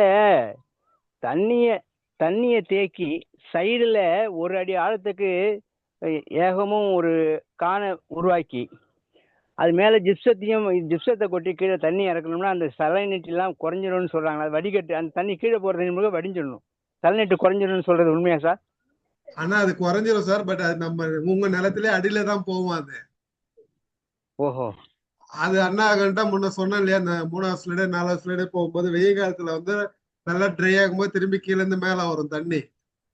ரைட், புரியுது. அப்போ கீழ இருந்து மேல வரும்போது என்ன பண்ணும், தண்ணி மட்டும் வராது, தண்ணி கூட உப்பு சேர்ந்து வரும். Right sir. மேல வெள்ளை படிஞ்சிடும். அது என்ன ஆகும்னா திரும்பி படியும் மேல. அதுக்குதான் என்ன சொல்றதுன்னா, நிலத்துல இருந்து வெளியே வடிகால் பயன்படுத்தி அது எங்கேயாவது கொண்டு போய் தூரமா விடுறதுக்கு வழிமுறைகள் இருக்குமா பாருங்கன்னு சொல்றேன். சரி சார், சரி. Thanks sir.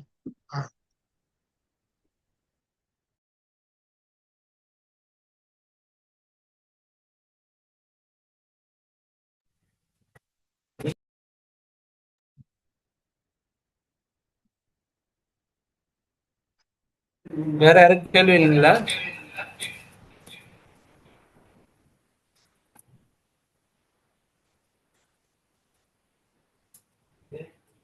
ஐயா பேசுங்க. யாரையா பேசுனா தானே தெரியும்.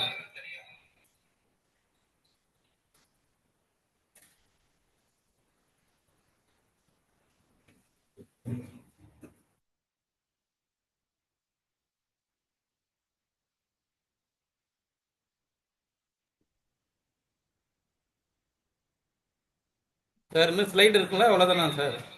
ஹலோ வணக்கம் சார். சொல்லுங்க சார், அந்த பாசன கண்ணி ஒன்று வைக்கிறோம்ல சார், அதை வயலை சுத்தி பண்ணோம்னா அந்த இது குறையுது சார், உண்மையா? என்ன தண்ணி சார்? புரியல. பாசன வாய்க்கால இருந்து பாசனம் விடுறோம்ல சார், அந்த கண்ணியை நம்ம வயல்ல உதாரணத்துக்கு செவ்வகமா இருக்குது, அந்த வடிகால் வர வரைக்கும் அந்த கண்ணியை கொண்டு விட்டோம்னா அந்த தண்ணி எல்லாத்துக்கும் தனித்தனியா பாயும் போது தண்ணி சலனிட்டு குறையுமா சார்? புரியல சார்.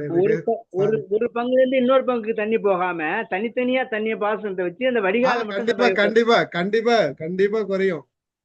ஒரு வயல்ல இருந்து இன்னொரு வயல்ல தண்ணி விடாம ஒவ்வொரு வயலுக்கும் தண்ணியா வாய்க்கால் வச்சு தண்ணி விட்டா கண்டிப்பா சலனிட்டி குறையும். Thanks sir. கண்டிப்பா குறையும் சார்.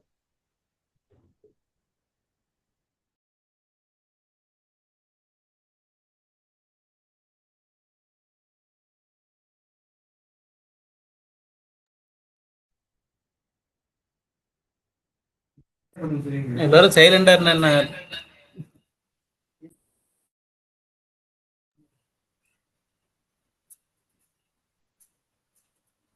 சார்? இன்னும் ஸ்லைடு இருக்கா சார்? முடிஞ்சிட்டா சார்? ஸ்லைட்ல ரிசர்ச் ஃபைண்டிங்ஸா இருக்கு, அது வேண்டாம். சரி ரைட்டு. போதும். இருக்கு, ஸ்லைட்ஸ் இருக்கு, வேண்டாம். ஷேரிங் ஆஃப் பண்ணிடு.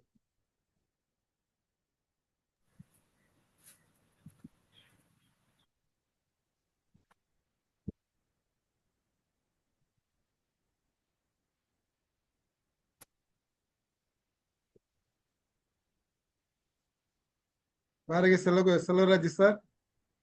சார் நான் என்னோட ஸ்லைடு ஷேர் பண்றேன். சரிங்க சார். தேங்க்யூ. அனைவருக்கும் நன்றி. Thank you sir. Thank you sir. அண்ணன் இருங்க அடுத்த நானும் இங்கதான் இருக்கேன். சரி இருங்க சார். செஷன் ஆரம்பிக்கிறார் செல்வராஜ் சார். பார்க்க.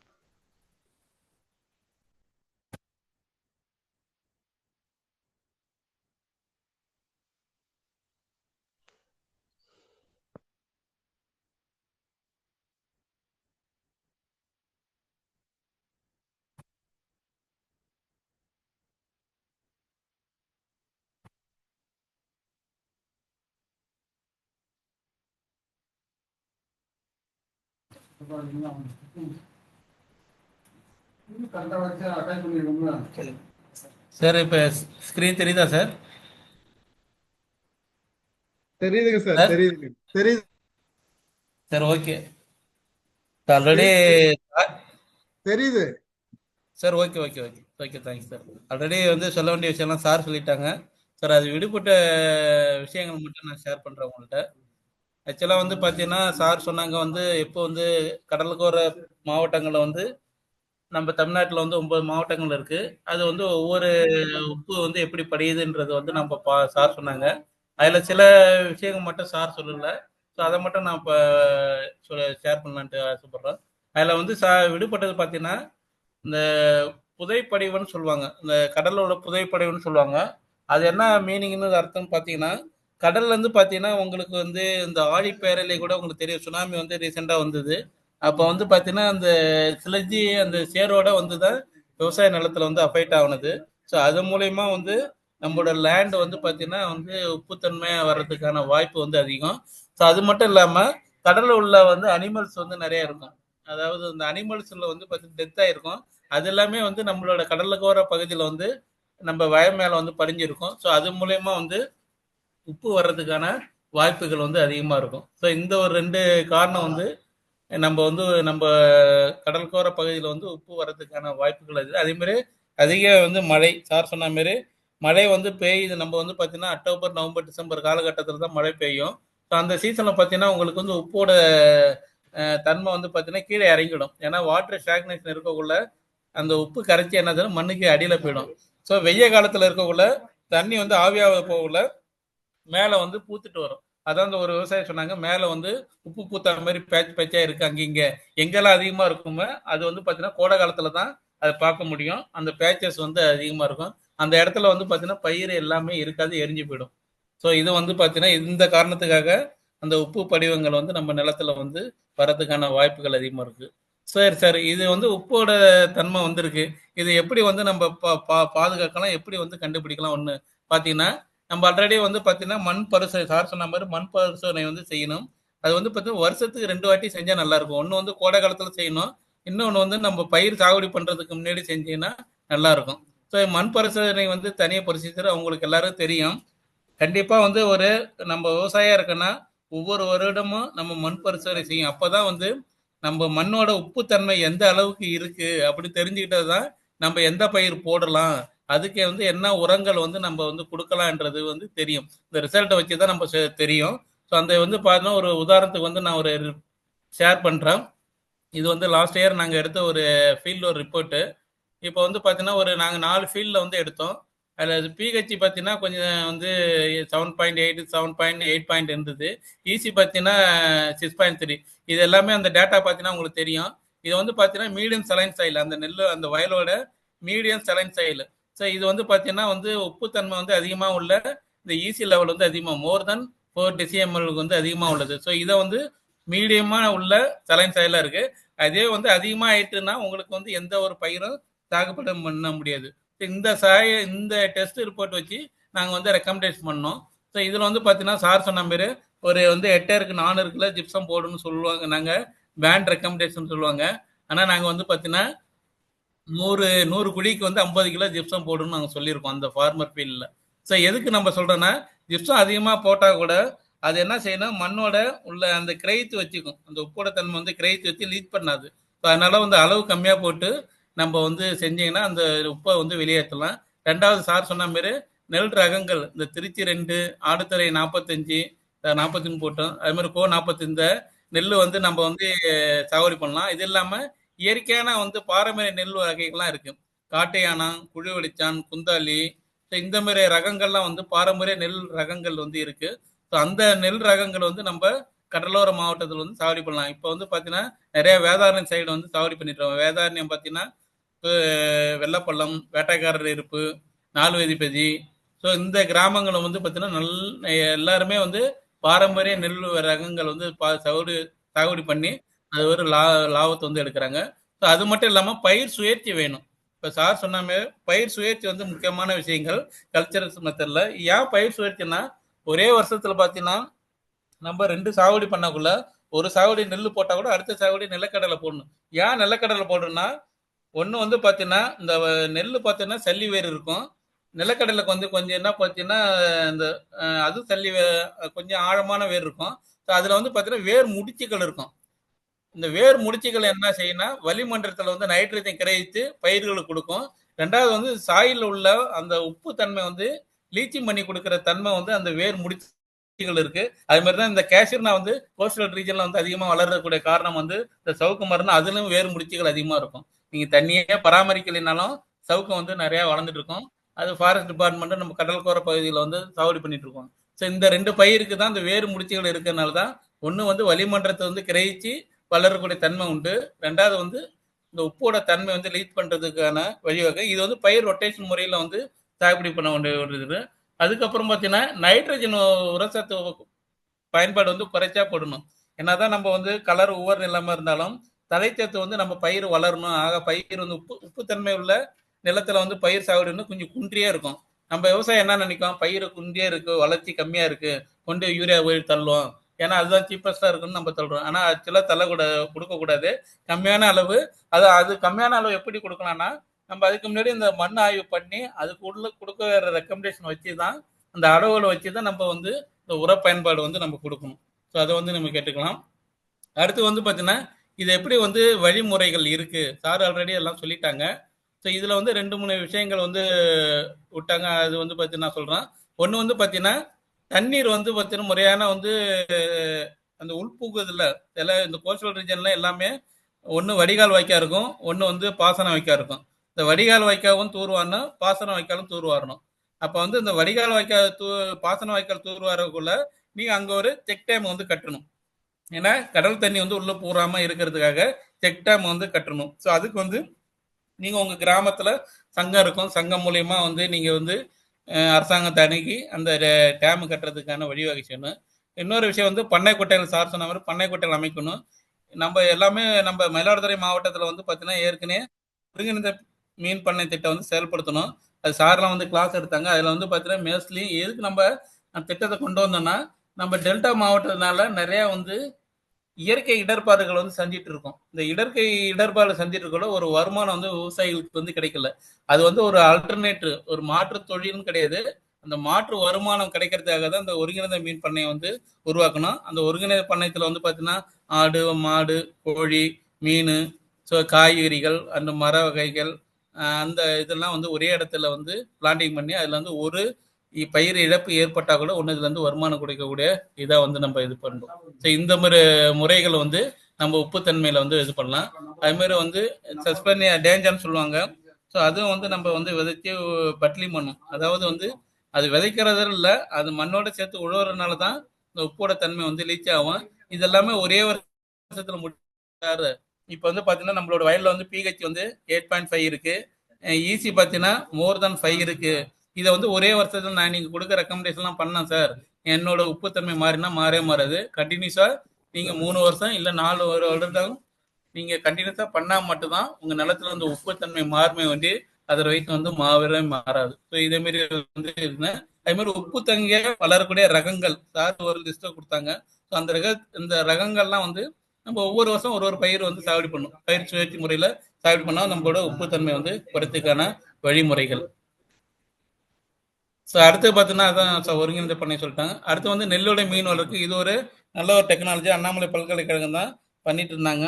ஸோ இதை வந்து பார்த்தீங்கன்னா அந்த ஒருங்கிணைந்த மீன் பண்ணையை நாங்களும் இந்த பகுதியில் வந்து ஒரு டெமான்ஸ்ட்ரேட் பண்ணோம். அப்போ வந்து நெல், மீன், கோழியோட சேர்த்து நம்ம வந்து அது வந்து பார்த்தீங்கன்னா நம்ம டெல்டா மாவட்டத்தில் களிமண் பகுதியில் தான் நாங்கள் ட்ரையல் பண்ணோம். அதுவும் ஒரு வருமானம் வரக்கூடிய தொழிலாக வந்து அமைகிறது. ஸோ இது அதோட இதுதான் நெல்லோட சேர்த்து கோழியோட சேர்த்து மீன், இந்த மீன் வந்து 4 மாசம் வளர்றதுக்கூடிய கட்லா ரோகு மிருகால் வளர்க்குறது. நெல் வந்து பார்த்தீங்கன்னா லாங் டூரேஷன் உள்ள வெரைட்டி. இந்த கோழி வளர்ப்பு வந்து பிராய்லர் கோழி தான், நாட்டுக்கோழி வளர்க்கல, பிராய்லர் கோழி தான். அது வந்து பார்த்தீங்கன்னா 45 நாள் தான் டூரேஷனு. அது வந்து 3 சைக்கிள் வந்து நம்ம கிராப் அறுவடை பண்ற வரைக்கும் என்ன பண்ணலாம், இது இயற்கை முறையில் வந்து விவசாயம் பண்ணலாம். அடுத்த ஒரு மெத்தடாலஜி தான் பார்த்தீங்கன்னா காங்கிரீட் பெடல் பம்பு. ஸோ இது வந்து பார்த்தீங்கன்னா நம்ம நாகப்பட்டினம் மாவட்டத்தில் வந்து நாங்கள் ட்ரையல் பண்ணி ஒரு 375 பெடல் பம்பு வந்து டிசைட் பண்ணோம். எதுக்கு நம்ம இது சொல்றோன்னா, இந்த உவர் நீர்ல வந்து பார்த்தீங்கன்னா நிறைய வந்து இது ஊத்துக்கொட்டை இருக்கும். ஊத்துக்கொட்டை வந்து நிறைய இருக்கும் கடலுக்கரை பகுதியில். அந்த ஊத்துக்கொட்டையில ஊர்னி வந்து தண்ணி ஊறிட்டே இருக்கும். அந்த ஊர்னோடனே பார்த்தீங்கன்னா ஒரு 10 நிமிஷம் 15 நிமிஷம் தான் அந்த தண்ணி வந்து நல்ல தண்ணியா இருக்கும். அதுக்கப்புறம் பார்த்தீங்கன்னா அது உப்பு தண்ணியா மாறிடும். அந்த நல்ல தண்ணியா இருக்கக்குள்ள அந்த தண்ணியை எப்படி யூஸ் பண்ணி நம்ம விவசாயம் பண்ணலாம் அப்படின்ட்டு தான் சார் சொன்ன மாதிரி ட்ரிப் இரிகேஷனு, சொட்டு நீர் பாசனம், தெளிப்பு பாசனம் வந்து இருக்கு. இந்த தெளிப்பு பாசனம், சொட்டு நீர் பாசனம் அதுக்கெல்லாம் போனா மோட்டார் வேணும். ஏன்னா ஒன்று மோட்டார் ஒன்று, இல்லை ஆயில் இன்ஜின் வேணும். இதுக்கு தான் நாங்கள் வந்து இந்த பெடல் பம்புன்னு ஒரு டெக்னாலஜி இன்ட்ரடியூஸ் பண்ணோம். இது பார்த்தீங்கன்னா காங்கிரீட் பிளாக்கால உள்ளது அந்த செட்டப்பு. இது பார்த்தீங்கன்னா ஒரு 70 கிலோ வந்து வெயிட் இருக்கும். இதில் பர் மினிட்டுக்கு வந்து பார்த்தீங்கன்னா அதாவது ஹியூமன் பவர், அதாவது நம்மளோட எனர்ஜி யூஸ் பண்ணி தான் வாட்டர் வந்து ரீசார்ஜ் பண்ண முடியும். இது 2 பிஸ்டன் இருக்கு. அந்த பிஸ்டன் மூலயமா தான் வாட்டர் வந்து ரீசார்ஜ் பண்ணும். ஓஸ் காலரு இது வந்து நம்ம போர்வெல்லையும் கனெக்ட் பண்ணிக்கலாம். இல்லை இந்த ஊர்னி, இந்த குட்டைன்னு சொல்றாங்களா, பண்ணை குட்டையெல்லாம் கனெக்ட் பண்ணிருக்கலாம். இல்லை வந்து பார்த்தீங்கன்னா குளத்துலையும் கிணறுல கூட நம்ம கனெக்ட் பண்ணிக்கலாம். ஸோ இதனால நம்ம வந்து கனெக்ட் பண்ணி வாட்டர் வந்து ஸ்மால் ஏரியாவில் வந்து காய்கறி சாகுபடிக்கோ இல்லை மர வகை பயிர்களுக்கு வந்து வாட்டர் இரிகேட் பண்ணுறதுக்கு வந்து யூஸாக இருக்கும். ஏன்னா தண்ணி அளவு வந்து கம்மியாக இருக்கும். ரெண்டாவது வந்து உடம்புக்கும் ஒரு எக்ஸசைஸாக மாரி இருக்கும். ரெண்டாவது வந்து இதில் வந்து மேனேஜ்மெண்ட் காஸ்ட் வந்து கிடையாது. இதுக்கு வந்து இது போயிட்டு அதை மாற்றணுமா அப்படிலாம் ஒன்றும் கிடையாது. ஸோ இது ஒரு டெக்னாலஜி வந்து நாங்கள் இன்ட்ரடியூஸ் பண்ணோம். இதுவும் வந்து பார்த்தீங்கன்னா நம்ம மயிலாடுதுறை நாகப்பட்டினம் மாவட்டத்தில் வந்து பயன்படுத்துறவங்க சில பேர் வந்து ஐடியெல்லாம் வச்சு பயன்படுத்தாமல் வச்சிருக்காங்க. ஸோ இது எதுக்கு நம்ம சொல்றோன்னா, இந்த உவர் நீர் இருக்கிறதுனால தண்ணி வந்து பாசனம் வந்து முக்கியமான விஷயம். அந்த தண்ணி பாசனம் வந்து பார்த்தீங்கன்னா ஒன்று இந்த மெத்தடில் பயன்படுத்தினா கூட இந்த உப்பை வந்து நம்ம கம்மியாகிறதுக்கு வந்தான வாய்ப்புகள் வந்து இருக்கு. ஸோ இதுதான் நம்ம வந்து சொல்ல வேண்டிய விஷயங்கள். மற்றெல்லாம் ஆல்ரெடி சார் சொல்லிட்டாங்க. இதில் இதே சந்தேகம் கேள்விகள் இருந்தால் நீங்கள் கேட்கலாம்.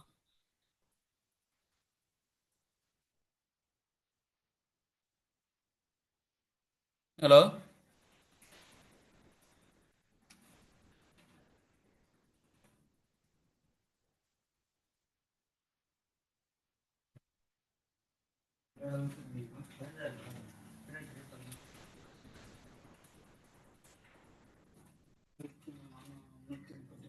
ஹலோ சார் ஒரு சின்ன கேள்வி ஒன்று.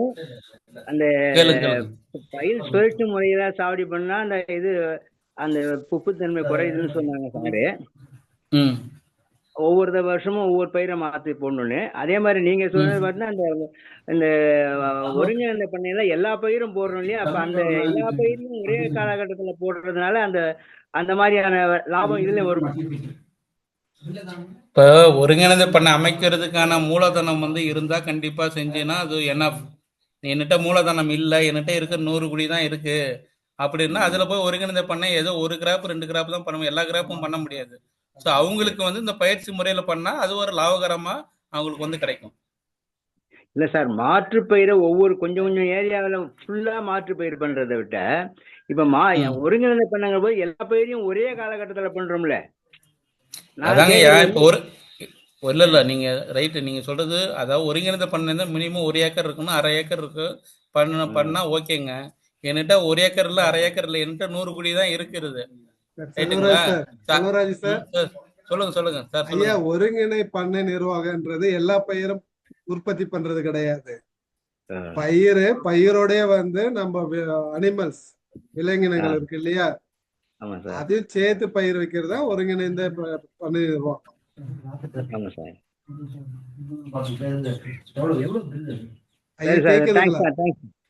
கேக்குதுங்களா? இல்ல குணசேகர உங்களுக்கு புரிஞ்சுதா இல்லையா? உங்களுக்கு நான் கேட்டது கேள்வி ஒரே எல்லா பயிரையும் சாவடி பண்ணும் போது ஏற்படுற லாபம் என்ன, ஒரு பீரியட்ல ஒரு பயிரை சாவடி பண்ணும் போது நன்மைகள் என்ன, அதுதான். இல்ல ஒருங்கிணைந்த பண்ணையில பண்ணக்குள்ள பயிர் வந்து பல பயிர் பண்ணக்குள்ள லாபம் வந்து அதிகம். ரைட்டுங்களா? லாபம் வந்து அதிகம். என்னால அது பண்ண முடியாது அப்படின்னா, ஒரு பயிர் இப்ப பண்றவங்க வந்து அந்த பயிரை வந்து மாற்று பயிரா பண்ணலாம். அது வந்து குறைந்த லாபம். அதுக்கு பயிருக்கு என்ன லாபம் வருதோ அதுதான் வரும். நீங்க இதுல ஒருங்கிணைந்த பண்ணையில வர லாபம் வந்து அதுல கிடைக்காது. சரி சார் சரி தேங்க்ஸ் சார் தேங்க்ஸ் சார். இப்ப உங்களுக்கு புரிஞ்சுதா இல்ல புரியலீங்களா இன்னும்? புரியுது சார். ம். சரி ரைட். வேற கேள்விகள் என்ன கேட்கலாம்?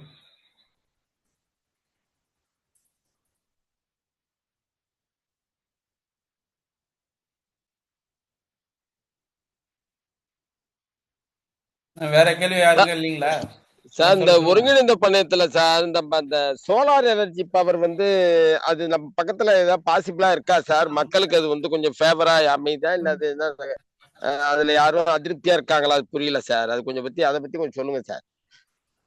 இல்ல சோலார் பேனல் வந்து பாத்தீங்கன்னா உங்களுக்கு வந்து மோட்டாருக்கு வேணும்னு சொல்றீங்களா? இந்த பண்ணையை வந்து பாதுகாக்கிறதுக்காக லைட்டு வெளிச்சம் மோட்டார் வேணும்னு மோ- நினைக்கிறேன். மோ- மோ- மோட்டார். மோட்டார் மோட்டார் வித் பண்ணைக்கும் ஒரு 4 பல்பு 5 பல்பு வச்சுக்கிறாப்ப இருக்கணும்னு ஒரு ஆவல் சார். ம். இப்போதைக்கு அரசாங்கத்தை வந்து அந்த ஸ்கீம் கிடையாது. ஆனா வந்து மோட்டார் வந்து 5 HP மோட்டார் உள்ளதுக்கு தான் சிறு குறு சான்று கொடுத்து நம்ம வேளாண் துறையில வந்து பதிவு பண்ணனா அதுக்கு வந்து சோலார் பம்ப் வந்து கொடுக்கறதுக்கான வாய்ப்பு வந்து அதிகம் இருக்கு. 100% வந்து இருக்கு. அது சிறு குறு சான்று வந்து கொடுக்கணும். அதே லேண்ட் வந்து பார்த்தீங்கன்னா அவங்களோட பேர்ல இருக்கணும். இவங்கெல்லாம் இருந்தானா அந்த ஸ்கீம்ல வந்து அட்டன் பண்ண இப்போதைக்கு ஸ்கீம் இருக்கு. அது வந்து நீங்க பண்ணை குட்டைக்கு வந்து பயன்படுத்தலாமான்றது வந்து ஃபர்ஸ்ட் நம்ம ஸ்கீம் வாங்கிடுங்க. அதுக்கப்புறம் உங்களுக்கு எது தேவையோ அதை வந்து நீங்க பயன்படுத்த வேண்டியது. ஆனா அது 5 HP உள்ள மோட்டாருக்குள்ள அந்த கேவியோட சோலார் பேனல் தான் அவைலபிலிட்டி இருக்கு. அது இந்த கோடைக்கு சாத்தியப்படுமா சார்? இல்ல இப்ப உங்களோட நிலமத்துல வந்து தண்ணி அவைலபிலிட்டி கிரவுண்ட் வாட்டர் இருந்ததுன்னா கண்டிப்பா சாத்தியக்கூறு உண்டு. அப்படி இல்லை அப்படின்னா நீங்க வந்து தண்ணி கம்மியா கிரவுண்ட் வாட்டர் டேபிள் வந்து கம்மியா இருக்கு. நீங்க இந்த போர் போட்டு 5 HP மோட்டர் போட்டு இருக்கக்குள்ள ஈஸிலே நீங்க உங்க பக்கத்துல நியர்பை சி இருக்கிறதுனால அந்த சி வாட்டர் வந்து இன்க்ளூஷன் ஆகும். அது நீங்க பாத்துங்க. அது வந்துன்னா ஏற்கனவே நல்லா இருக்கிற நிலம் வந்து பாத்தீங்கன்னா இந்த உப்பு தண்ணி வர்றதுனால அது வந்து உப்பா மாறதுக்கான வாய்ப்பு வந்து அதிகம். ஏன்னா ஹெச்பி பவர் வந்து கூட இல்ல. 5 HP வந்து ஹார்ஸ் பவர் கூட இல்ல. ஸோ அப்போ வந்து ஹார்ஸ் பவர் கூட இருக்குள்ள அந்த தண்ணியை உறிஞ்சக்குள்ள ஆட்டோமேட்டிக்கா தண்ணி இல்லைன்னா அந்த சி வாட்டர் தான் வரும். அதுதான் உறிஞ்சி டக்குன்னு டிஸ்சார்ஜ் பண்ணி கொடுக்கும்.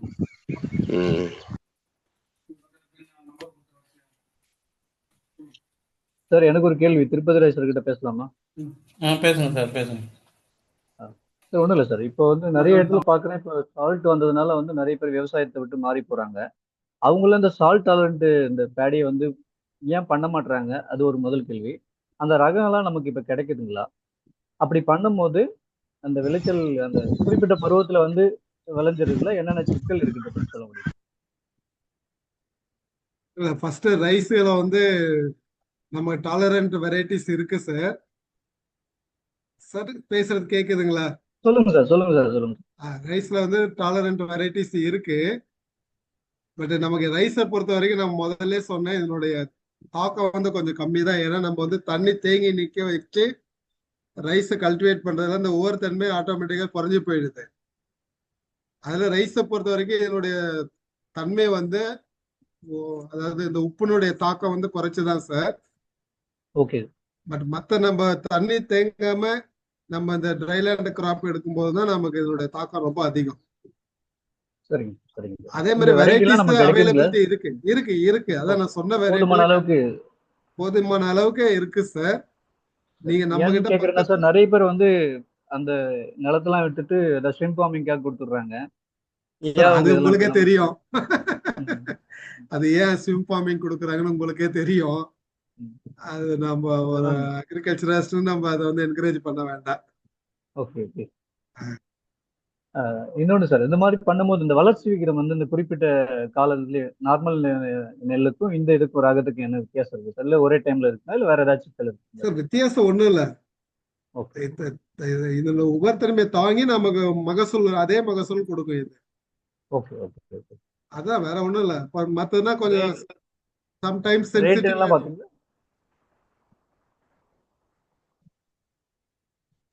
சார் ரேட் வேரியேஷன்ஸ் ஏதாவது இருக்குங்களா சார் விலையில ஏதாவது மாற்றம் இருக்கா சார்? மூட்டை இது இவ்வளவு ரேட் போகுது, 900 போகுது, இல்ல அது அந்த ரேட் அவ்வளவு போகுது, அது மாதிரி ஏதாவது? ப்ராடியூஸ் விலை வந்து நம்ம எப்படி சார் ஃபிக்ஸ் பண்ண முடியும்? அது வந்து இல்ல சார், இந்த சால்ட் டாலண்ட் வந்து இந்த மாதிரி விதைகள் யூஸ் இல்ல இல்ல இல்ல பண்ணும்போது இல்ல இதுக்கு இல்ல அந்த இல்ல இல்ல வந்து இல்ல இல்ல மினிமம் சப்போர்ட் பிரைஸ்னு சொல்லுவாங்க. குறைஞ்சபட்ச ஆதார விலை வந்து உண்டு. அதாவது ரெண்டு இது சொல்லுவாங்க. சார் அது சால்ட் ரகம். டாலரண்ட் வெரைட்டிஸ் நமக்கு தான் சார் தெரியும், வியாபாரிக்கு தெரியாது. அது அவனுக்கு வேற தெரிஞ்சது வியாபாரிக்கு விஜய் தெரியாது. வயல் தான். இல்ல இல்ல இன்னொரு விஷயம் வந்து சன்ன ரகம், மோட்டார் ரகம். இது திருச்சி அவ்வளவுதான் அவனுக்கு மார்க்கெட் வந்து தெரிஞ்சது. பாத்தீங்கன்னா சன்ன ரகம், மோட்டார் ரகம். சன்ன ரகம் வந்து குவிண்டால் கோச்சி பாத்தீங்கன்னா 2850 ரூபா போடுறாங்க. மோட்டார் ரகத்துக்கு 2650 ரூபா, 200 தான் டிஃபரன்ஸ். பட் எல்லாமே அதே ரேட்டு தான். இது வந்து உப்பு வளரக்கூடிய ரகம்ன்ற ஒரு ரேட்டும், நல்ல வளரணும் அப்படி ஒன்றும் கிடையாது. மினிமம் குறைஞ்சபட்ச ஆதார விலை அரசாங்கம் என்ன நிர்ணயிச்சோ அதை தான் வந்து நம்ம வாங்குவாங்க. அது டிஎன்சிலே வாங்குவாங்க. இதுக்கு அதுக்குமே ஓகே சம்பந்தம் சார். கிடையாது. ஓகே. நான் ரெண்டாவது ஏன் விஷயம் கேக்குறேன்னா என்னன்னா, சார், அது அதுல ம், டேஸ்ட் ஏதாவது நிறைய பேர் ஒரு சில ரகங்கள் மட்டும் நம்ம பொன்னி மாதிரி நம்ம இது பண்றோம், இல்ல அந்த அந்த மாதிரி நிறைய பேர் இல்ல வாங்குறதுனால இல்ல கொஞ்சம் ரேட்டுகள் கூட இருக்கும் அதுக்காக. இல்ல இல்ல அது கிடையாது சார், கிடையாது. அதனால இப்ப நீங்க நீங்க இன்னொரு கூட கேட்கலாம். அந்த உப்பு தண்ணியில தாங்கி வளர்க்கணும், உப்பு போய் அந்த நெல்லுல சேருமான்றது சேரவே சேராது. அதுல என்ன ரைஸ்ல என்ன நியூட்ரியன் காம்போசிஷன் இருக்கோ அதே தான் இருக்கும். இந்த உப்பு சேர்றதுனால அது மாறும்ன்றது அதெல்லாம் கிடையாது கிடையாது. ம். Okay sir, yes, thank you. ரெண்டாவது சார் வந்து ஒன்று நெல்லு ஏன் வந்து ஒன்று நம்ம சாவடி இந்த உப்பு தண்ணீர் பண்ணா ஆல்ரெடி வந்து ஒரு நெல்லு வந்து ஒரு இப்ப உதாரணத்துக்கு நெல்லு பார்த்தீங்கன்னா இது குறைந்த நீண்ட காலம் உள்ளது இருக்கு, குறைந்த காலம் உள்ளது இருக்கு, எப்படி மத்திய காலம். குத்தாருனால இந்த மத்திய காலத்துல உள்ள பார்த்தீங்கன்னா கிட்ட இந்த வச்சிருந்தான். திருச்சி 2 வந்து வரும்.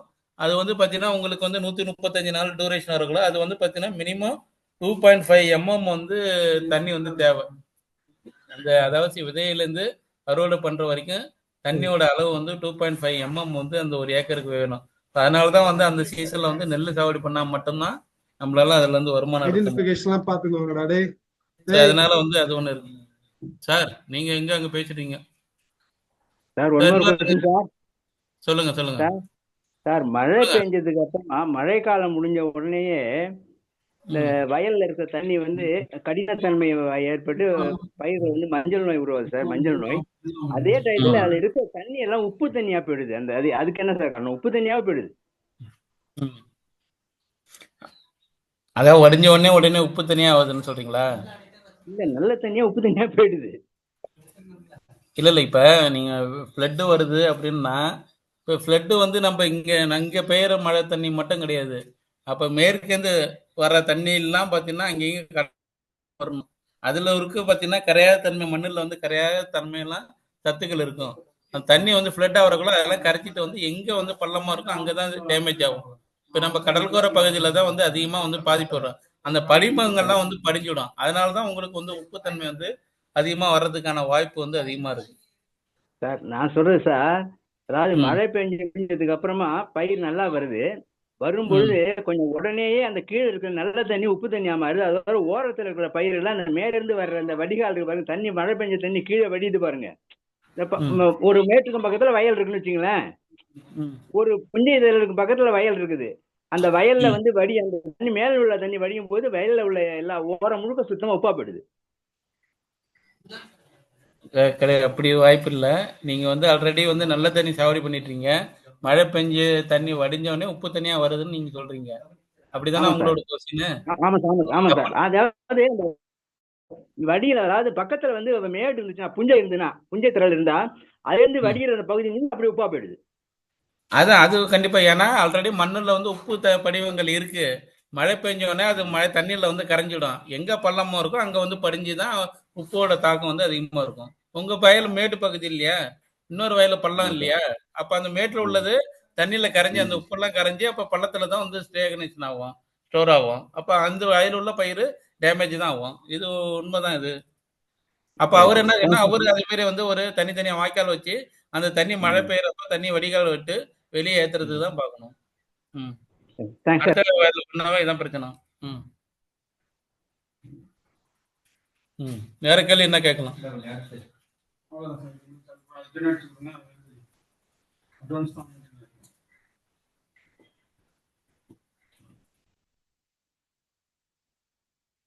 ஹலோ,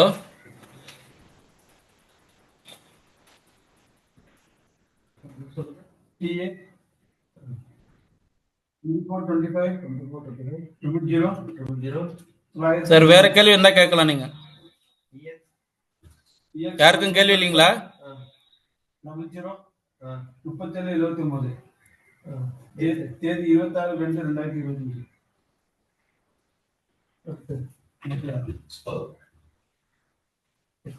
ஹலோ,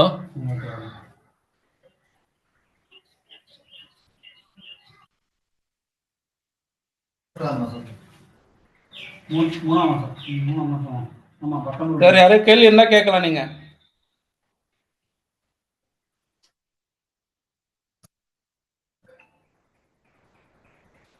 சார் துர்பை சார் சொல்லுங்க சார். வேற கேள்வி இருந்தா உங்க ஸ்டூடெண்ட்ஸ் யார கேள்வி இருக்காங்களா? உங்க எல்லாமே தமிழ் ஸ்டூடெண்ட்ஸ் யாருமே கேட்கல. சரி, ஓகே. அவங்க ஆல்ரெடி அண்டர்ஸ்டாண்ட் பண்ணிட்டாங்களா? ஆப்பா, ஓகேப்பா. அதெல்லாம் சரி, யாரும் கேள்வின்னா நம்ம வந்து டைரக்டா நன்றி உரை ஆற்றுறதுக்கு போயிடலாம். இல்ல எதுவும் கேள்வி இருந்தா சார், கூட நீங்க கேட்கலாம். அந்த பார்ட்டிசிபென்ட் சொல்லுங்க. லிஸ்ட்ல ரிஜிஸ்டர் பண்ணாதவங்கள ரிமைண்ட் பண்ணி ரிஜிஸ்டர் பண்ண சொல்லிருங்க. ஒருவேளை குரூப்பா சரி, நிறைய சரி. பேர் அட்டன் பண்ணாங்கன்னா எல்லாரையுமே தனித்தனியா அதுல பதிவு செய்யுங்க. 0041. எல்லாரும் கேட்டுதுங்களா? சார் சொன்னது கேட்டுங்களா? இந்த பார்ட்டிசிபென்ட் லிஸ்ட் வந்து ஒரு சாட்ல வந்து ஷேர் பண்ணியிருக்காங்க. அதுல போய் உங்களோட என்ரோல் பண்ணுங்க. குரூப்பா இருந்தாங்களும் எல்லா பேரும் வந்து என்ரோல் பண்ணி அதுல வந்து எங்களுக்கு ஷேர் பண்ணுங்க. ஓகேங்களா?